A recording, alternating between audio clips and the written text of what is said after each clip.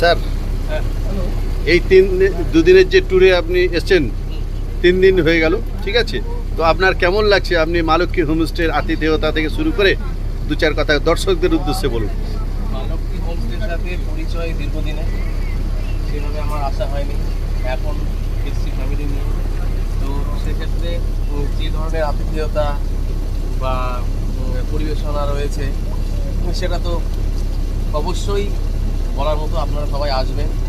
আর বাদ বাকি থাকলো যেটা সুন্দরবনের যে দৃশ্য, সেটা সবটাই আমাদের ভাগ্যের উপর নির্ভর করে।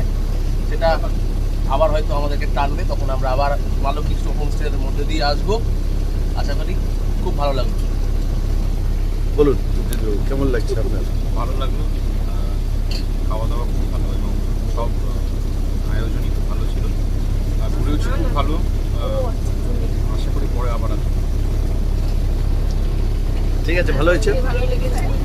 আর ব্যবস্থা আতিথেয়তা খুবই সুন্দর, প্লাস মানে এত বোটের মধ্যে এরকম ফাঁকা ফাঁকা সুন্দর করে খাওয়া দাওয়া হয়েছে।